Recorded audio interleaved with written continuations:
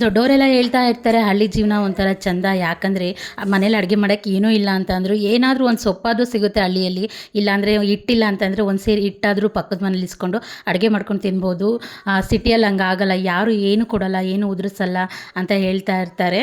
ಅದಂತೂ ನಿಜ ಅಂತ ನನಗನ್ಸುತ್ತೆ. ನಿಮ್ಗೆ ಯಾವ ಲೈಫ್ ಇಷ್ಟ, ಹಳ್ಳಿ ಲೈಫ್ ಇಷ್ಟನೋ ಸಿಟಿ ಲೈಫ್ ಇಷ್ಟನೋ ಅಂತ ಕಮೆಂಟ್ ಬಾಕ್ಸಲ್ಲಿ ತಿಳಿಸಿ. ಇನ್ನು ರಾತ್ರಿ ಅಡುಗೆಗೆ ಅಪ್ಪಾಜಿ ನುಗ್ಗೆ ಸೊಪ್ಪು ತಂದು ಕೊಟ್ಟಿದ್ರು. ಸೊ ನುಗ್ಗೆ ಸೊಪ್ಪಿನ ಉದ್ಕ ಮಾಡ್ಕೊಳ್ಳೋಣ ಅಂತೇಳ್ಬಿಟ್ಟು ಮೊಳಕೆ ಕಟ್ಟಿದ್ದು ಹೆಸರು ಕಾಳಿತ್ತು. ಸೊ ಅದನ್ನು ಹಾಕಿಬಿಟ್ಟು ನುಗ್ಗೆ ಸೊಪ್ಪು ಹಾಕಿದ್ರೆ ಇನ್ನೂ ಟೇಸ್ಟ್ ಆಗಿರುತ್ತೆ ಉದ್ಕ ಮುದ್ದೆ.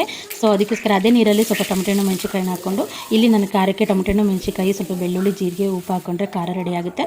ಇನ್ನು ಕುಚ್ಚಿರೋ ಅಂಥ ನುಗ್ಗೆಕಾಯಿ ಮತ್ತು ಇದನ್ನು ಕಾಳನ್ನ ಹಿಂಡ್ಕೊಂಡ್ಬಿಟ್ಟು ಅದಕ್ಕೆ ಒಗ್ಗರಣೆ ಕೊಟ್ಕೊಂಡ್ರೆ ನುಗ್ಗೆ ಸೊಪ್ಪು ಉದ್ಕ ಮತ್ತು ಮುದ್ದೆ ರೆಡಿ ಆಗುತ್ತೆ. ಅದ್ರ ಜೊತೆಗೆ ಬಿಸಿ ಬಿಸಿ ಮುದ್ದೆ ಇದ್ರೆ ತುಂಬ ಚೆನ್ನಾಗಿರುತ್ತೆ ತಿನ್ನೋಕ್ಕೆ. ನೀವು ಈ ಥರ ಉದ್ಕನ ಒಂದ್ಸಲ ಟ್ರೈ ಮಾಡಿ. ಇನ್ನೊಂದು ಮಿನಿ ವ್ಲಾಗಲ್ಲಿ ಸಿಗ್ತೀನಿ. ಅಲ್ಲಿವರೆಗೂ ಬಾಯ್, ಟೇಕ್ ಕೇರ್. ಹೀಗೆ ಸಪೋರ್ಟ್ ಮಾಡ್ತಾ ಇರಿ.